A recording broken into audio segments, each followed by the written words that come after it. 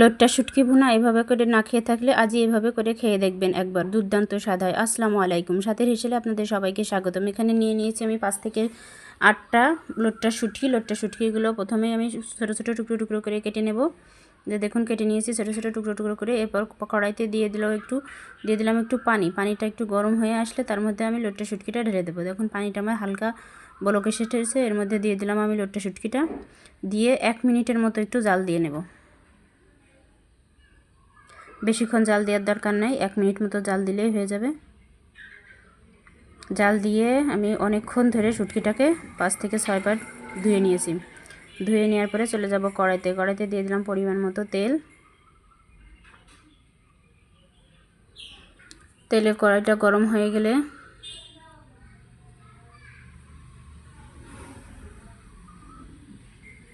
দিয়ে দেবো একটা পেঁয়াজ, বড় সাইজের একটা পেঁয়াজ দিয়ে দিলাম। 2টা রসুনের কোয়া, দেশি রসুনের কোয়া দেখে আমার ছোট ছোট 2টা রসুন হয়েছে, দিয়ে দিলাম।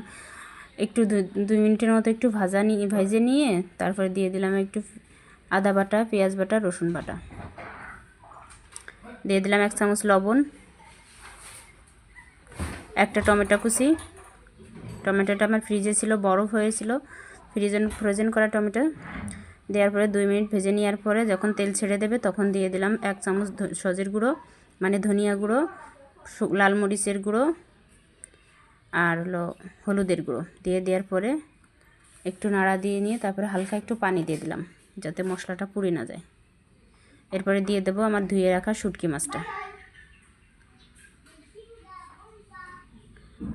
মাছটা দিয়ে 2 থেকে 3 মিনিটের মতো সুন্দর করে হালকা আঁচে কষাবো।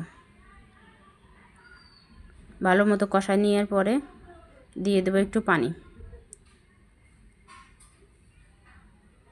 দেখুন হালকা একটু পানি দিয়েছি আমি কষানোর জন্য।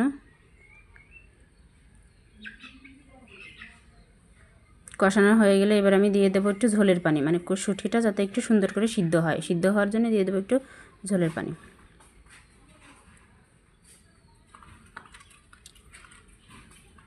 ঝোলের পানিটা দিয়ে দিলাম 3 থেকে 4টা কাঁচামরিচ, দিয়ে ঢাকনা দিয়ে ঢেকে দিয়েছি। 2 মিনিট পরে ঢাকনা খুলে একটু নাড়া দিয়ে দেবো। ঢাকনা খুলে নাড়া দেওয়ার পরে যখন ঝোলের পানিটা একটু একটু শুকায় আসবে তখন দিয়ে দেবো ধনেপাতাটা দিয়ে আরও 2 মিনিট হালকা আঁচে রান্না করব। দেখুন অনেকটাই ভুনা ভুনা হয়ে গেছে। যখন শুটকিটা দিয়ে আমার তেল ছেড়ে দেবে তখন আমি নামাই নেব। দেখুন শুটকিটা দিয়ে আমার লাল তেল ছেড়ে দিয়েছে, এখন আমি একটা বাটিতে বাড়িয়ে নেব শুটকিটা। এই হলো আমার বাটিতে আমি শুটকি মাছটা বেড়ে নিচ্ছি। এভাবে লোটটা শুটকি ভুনা করে খেয়ে দেখবেন, দুর্দান্ত স্বাদ হয়। রেসিপিটা যদি ভালো লেগে থাকে তাহলে অবশ্যই লাইক কমেন্ট শেয়ার করবেন, আর অবশ্যই আমার চ্যানেলটাকে সাবস্ক্রাইব করে পাশে থাকবেন। এবার আমি সুন্দর করে বাটিতে বেড়ে নিচ্ছি দুর্দান্ত স্বাদের লোটটা শুটকি ভুনা। অবশ্যই আমার পাশে থাকবেন এবং ধন্যবাদ আমার ভিডিওটা দেখার জন্য। সবাইকে ধন্যবাদ।